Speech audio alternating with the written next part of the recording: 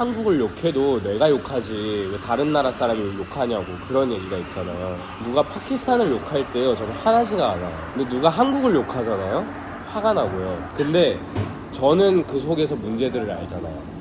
남녀 평등 문제, 페미니즘 뭐에 대한 논란도 있고 정치적으로 너무 양극화돼 있고 여러 문제들이 있잖아요. 말하고 싶은 거는 저는 한국을 더 잘 알지 파키스탄을 잘 몰라요. 역사도 한국 역사를 더 잘 알죠. 이제 한 3, 4개월 동안 연락이 없으시다가 연락이 오신 거죠. 번역일 하나가 있는데 기사 하나가 있는데 해보겠냐 해보겠습니다 하고 이렇게 무작정 해서 전화를 껐죠. 메시지를 확인해 보니까 거의 한 3, 4페이지 정도 가득 차 있는 영어 문건인 거예요. 혹시 이걸 어떻게 하지? 쉽지 않죠.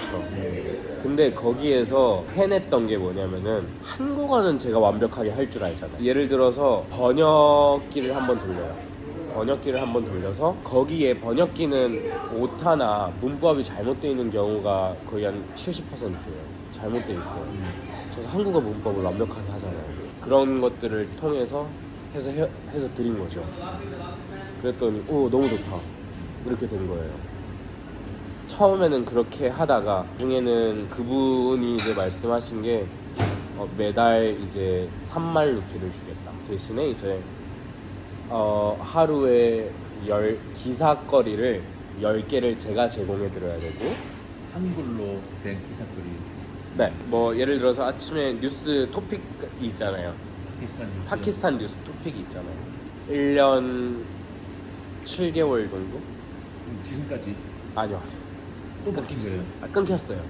그 일이랑 같이 이제 파키스탄에서도 노력을 했죠. 한국어 관련 일을 할 수 있는 게 뭐가 있을까. 그거는 사실 파키스탄에 왔을 때부터 노력을 했어요. 뭐냐면 한국어를 가르치는 데. 제가 생각했을 때 언어는 현지인한테 배워야 아니면은 본토 발음을 아는 본토의 느낌을 아는 사람한테 배워야 제일 잘 배울 수 있다 생각하거든요. 그래서 저가 잘 가르칠 수 있다 자신을 하고 여러 군데를 찾아다녔지만 진짜 한국어 받침을 모르는 그런 선생들이 가르치고 있는 거예요. 근데 그 선생들이 돈을 어마어마하게 벌거든요. 여기 파키스탄은. 네. 대충 얼마를 버는 거예요? 그러니까 저한테는 많은 돈인 거죠. 그러니까 거의 한 달에 7만 루피에서 10만 루피. 그냥 단순히 한국어를 할 줄 안다는. 네. 근데 그분들이 이제 그 자리를 꽉 잡고 있죠. 그러니까 제가 어디라도 면접을 보러 가거나 뭔가를 한다고 한들 그 사람들이 이렇게 자리를 잡고 있으니까 제가 들어갈 자리가 없는 거죠. 그렇다고 이제 저는 돈이 없잖아요. 그래서 그 학원 한 군데를 찾아가지고 진짜 거짓말 안 하고 매일 가서 거의 노숙을 했어요. 원장이 올 때까지. 그래서 원장이 오면 안녕하세요 하고 그냥 원장은 들어가는 거예요. 또 다음날 와가지고 또 그 시간 맞춰서 또 가만히 오 안녕하세요 또 들어가는 거예요. 이렇게 한 달을 했어요. 그랬더니 기회가 오더라고요. 진짜 거짓말 안 하고 거의 한 달을 했어요. 노숙을 맨날 하진 않았어요. 전화 맨날 하고 찾아간 건 맨날 찾아갔어요. 기회가 생긴 게 여기 파키스탄은 여성분들은 집 밖에 잘 안 나오거든요. 대부분은 나오는 거를 별로 선호하지 않아서 그런 것도 있어요. 그런 분들에게 이제 과외할 사람을 이제 볼 선생이 필요했던 거예요. 그렇게 기회가 온 거예요. 그래서 그 번역 일을 하고 과외도 같이. 그래서 그때 돈을 좀 모았죠. 근데 과외도 그게 매달 하는 것도 아니고 그리고 뭐 몇 년씩 하는 것도 아니고 그냥 3개월, 2개월, 1개월 거기에서 이제 거의 한 15,000루피, 2만 루피 거기서 그렇게 벌고 또 통역 일 하는 걸로 3만 루피 벌어요. 3만 루피 통역에서 번 돈은 다 저금을 했어요. 하나도 안 써요. 친척집에 계시면서요? 네. 또 물론 써야 될 때도 있죠. 예를 들어서 뭐 보여주기식이 많고 여긴 또 그러니까 하도 누가 뭐라 하거나 그러면 그때 이제 쓰기도 하고 뭐 그렇게 하는데 최대한 악착같이 모았죠. 그래서 아까 보시면 알겠지만 그 오토바이 저것도 그 다큐멘터리를 찍고 이제 다큐멘터리에서 200달러였나 뭐 출연료를 받았어요. 그러면 그거랑 이제 피디님이 개인적으로 감사하게 챙겨주셨죠. 그렇게 좀 챙겨주신 돈으로 저게 이제 할부로 샀는데 저게 이제 왜 저게 다른 바이크보다 좋아요. 저걸 왜 사게 됐느냐, 중고로 딱 팔았을 때 한국 비행기 값이 딱 나오는, 딱 떨어지는, 뭔가 제가 여기 생활하면서 이동도 할 수 있고, 제 기본 이동수단 아시겠지만 여기선 대중교통 못 하잖아요. 없기도 하고 일하려면 필수 이동수단이고, 그래서 저게 할부였고 그 다음에 이자가 없는 거였어. 할부 이자가 없는 이벤트를 할 때 그때 딱 샀죠. 그때 딱 저거를 사가지고 그 할부 밑에 그 베이스 30%인가 그때 그거는 출연료로 딱 지불을 하고 악착같이도 모은 돈이 있으니까 그러면은 저한테 있으면 그게 소비될 것 같은 거예요, 돈이. 나중에 한국 갈 기회가 생기면은 저거 딱 팔았을 때 비행기값 딱 나올 수 있도록. 지금은 코로나 때문에 올라갔습니다, 가격이. 그렇지만 그때 코로나 전까지는 그랬어요. 딱 그 정도로 해서 저걸 샀고 그 다음엔 악착같이 모았죠. 그래서 지금 그러니까 어느 정도냐면은 월급의 70%를 적응했어요. 그럼 지금은 그럼 번역 일은 안 하시는 거예요?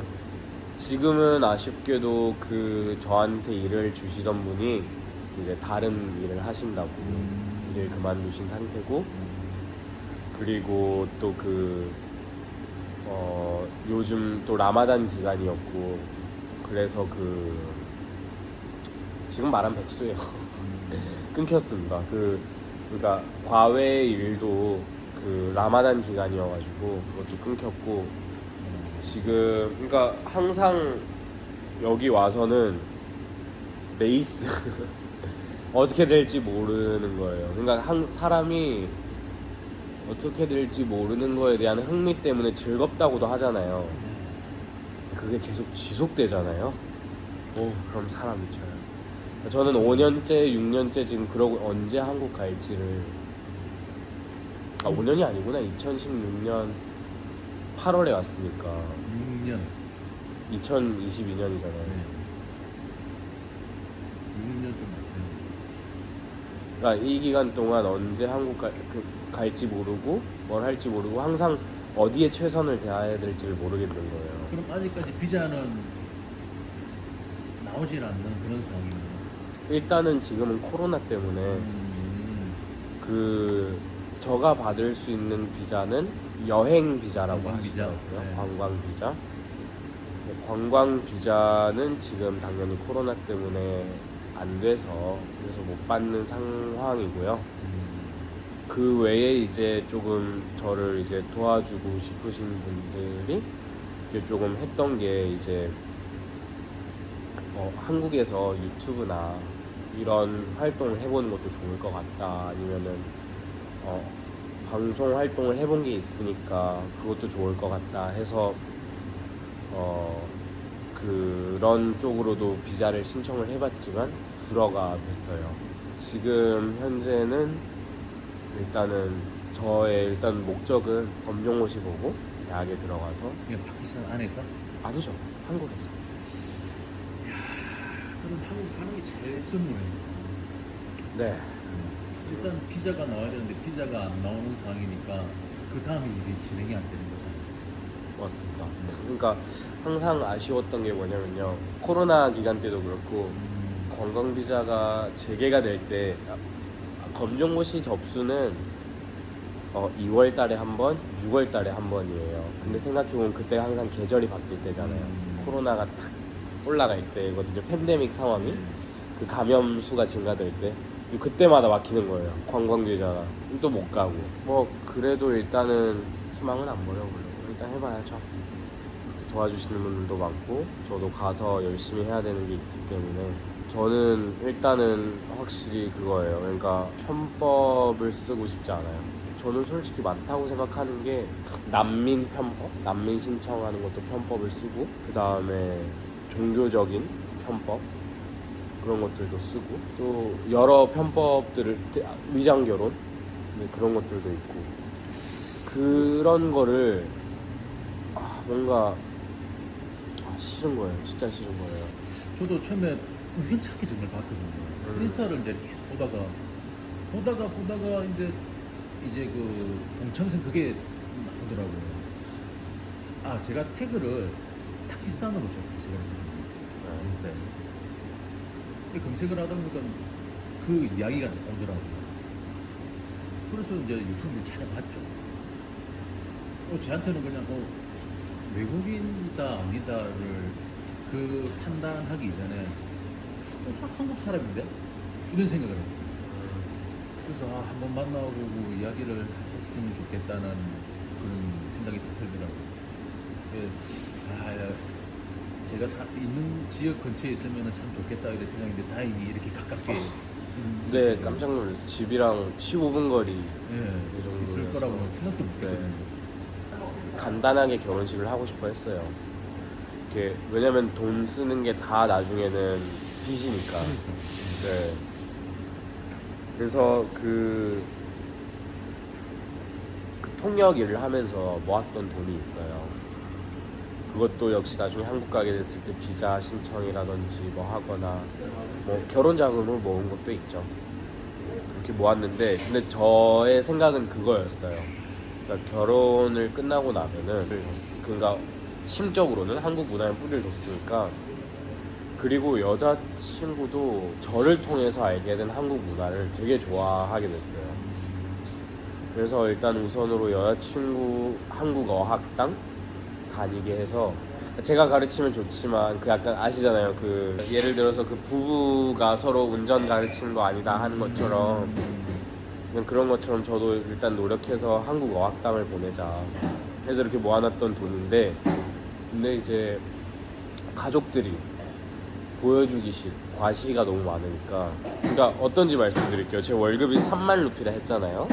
통역 그리고 나머지는 운 좋게 뭐 들어오면 들어오는 돈이고 아니면 아닌 거고 왜냐면은 그 과외는 뭐 한 달 하거나 말거나 그렇게 되는 거니까 결혼 그 자금이요 최소 지금까지 사용한 돈까지 해서 계산을 해보니까 거의 한 50만 루피 들거든요.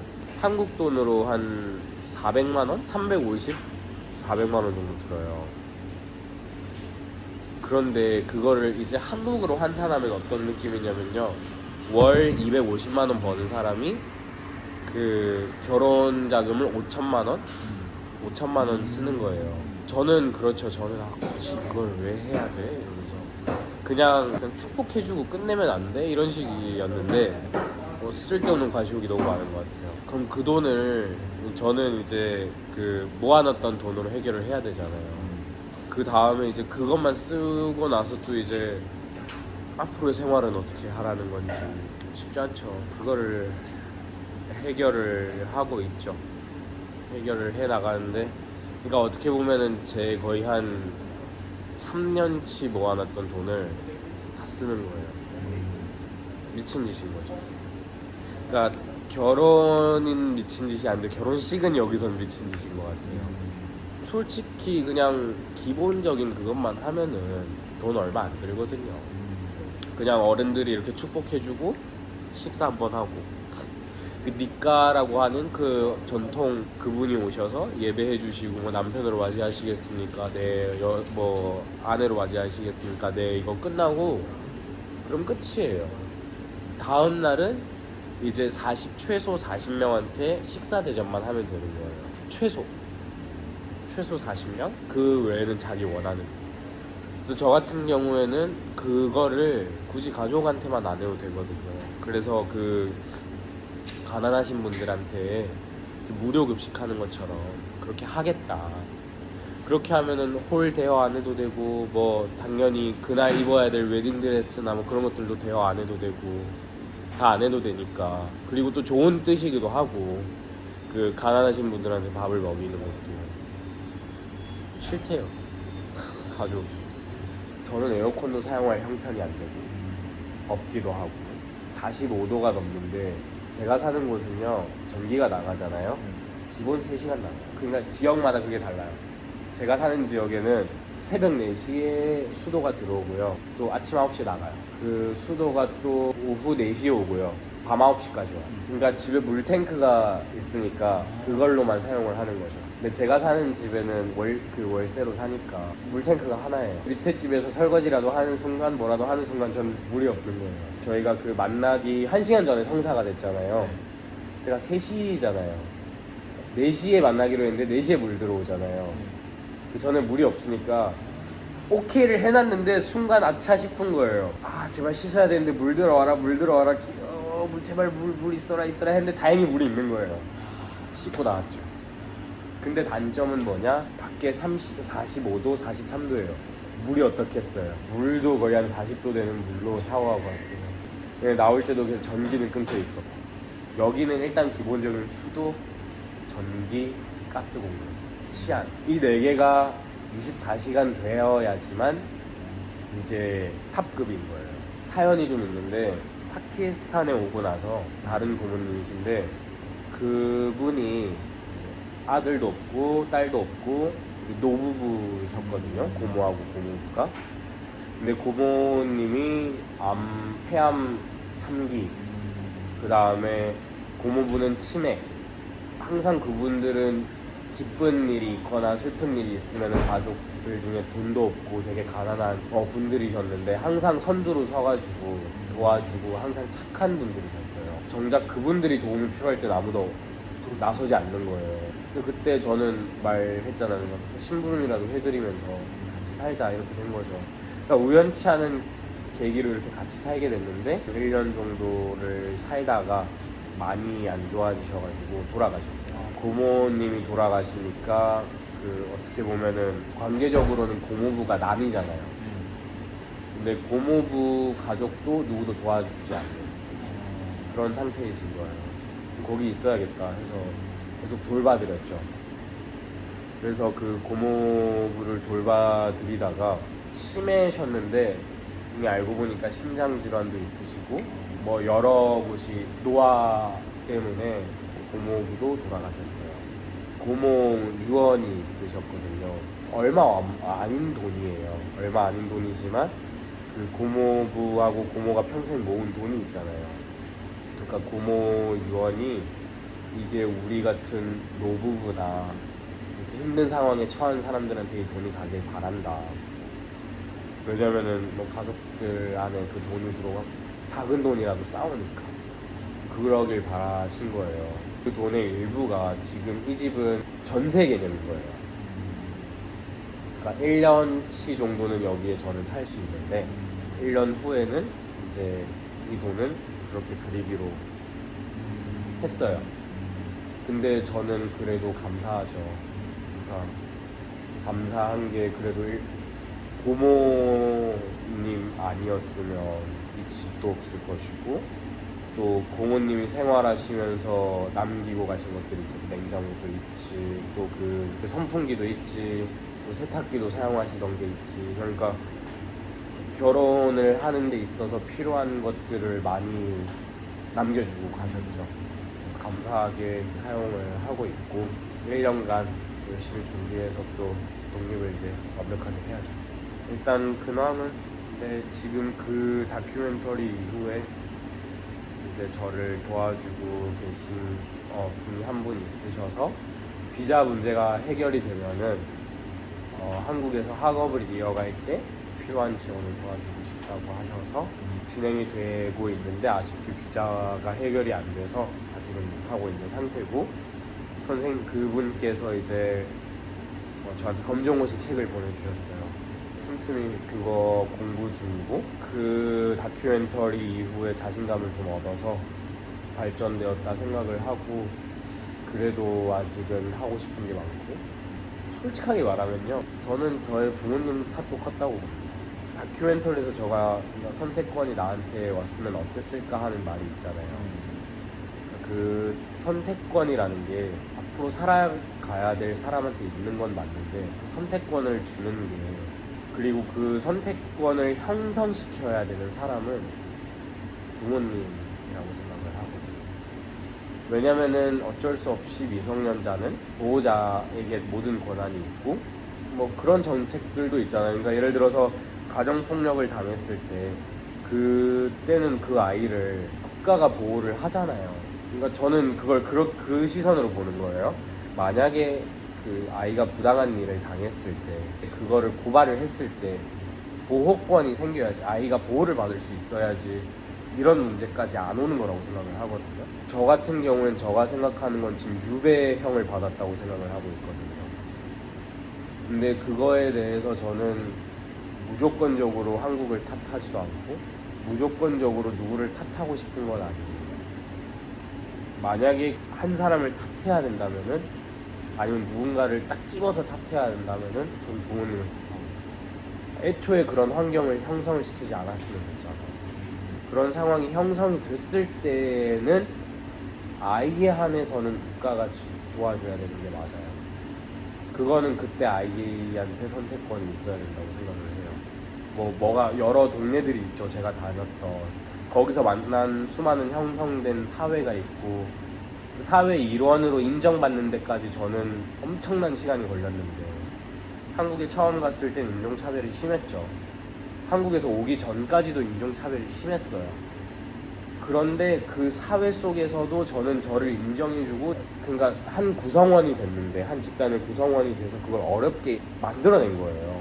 제 주변 사람들이 저를 도왔고 인정해주고 제가 만든 제 손수 제 것이었는데 뺏겼잖아요.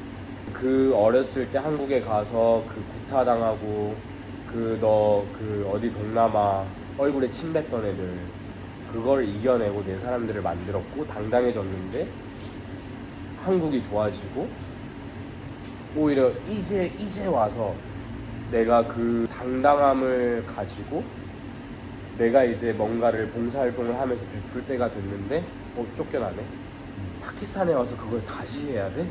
그것도 한국 같은 자유로운 곳이 아니라 2000년보다 더 된, 여기서는 아담과 이브를 역사의 시작이라고 생각하는 곳이거든요. 그러니까 그것보다 더 오래된 역사를 가진 곳에서 다시 그 내 사람들을 만들어야 된다고요? 그거 자살 충동 여러 번 일어나요. 여러 번 생각을 했어요. 그러니까 슬슬 미안한 거예요. 한국에서 걱정 마라, 조금만 버텨라, 도와줄게, 어떻게 하다 보면 기회가 생길 기다, 아니면은 뭐 형 있잖아, 걱정 마라, 뭐 여러 그 이제 선후배들도 있고 뭐 친구들도 있고 선생님들도 있고, 그러니까 그분들한테 이제 미안한 거예요. 그러니까 계속 짐이 돼가는 거예요. 한국에 있었을 때도 도움을 계속 받아왔는데 주셨거든요. 감사하죠. 그러니까 그런 감정적인 거에 대해서는 제가 거기에서도 이야기를 잘 못했고, 지금 와서도 항상 조심스러운 거죠. 그러니까 어떤 면에서 저는 저의 감정을 말했는데 감히 내가 느껴서는 안 되는 감정이구나라는 인식을 갖게 있는 거예요. 감히 너 같은 새끼가 그런 감정을 느껴? 배부른 소리 하네? 그래서 그런 것들이 무섭죠. 그래서 그 소통하는 데 있어서 조금 어려운 것도 있었고, 지금도 그래요. 힘든 거라든지 느꼈던 것들을 한 번에 100% 다 끄집어 내버리면 무서운 거죠. 그거를 꺼냈을 때의 반응들. 물론 저를 응원해 주시는 분들도 많고 그런 것들이 있지만, 일베라는 사이트에 올라온 걸 봤거든요. 근데 수위가 높더라고요. 안 보는 게 제일 좋고, 근데 우연치 않게 보게 된 거죠. 그것도 인스타그램을 하다가 캡처를 한 거를 어떤 분이 올리셨더라고요. 근데 그런 거를 보면서 이제 그러니까 파키스탄에 와서 지금 이렇게 생활을 하고 있는 것도 버텨냈는데 그걸 못 버텨까 하는데, 그 사람이 조울증 오고 왔다 갔다 하고 진짜 심적인 데미지는 많이 받았어요. 그래서 저 같은 사람이 그 힘든 거를 저만 느꼈으면 좋겠어요.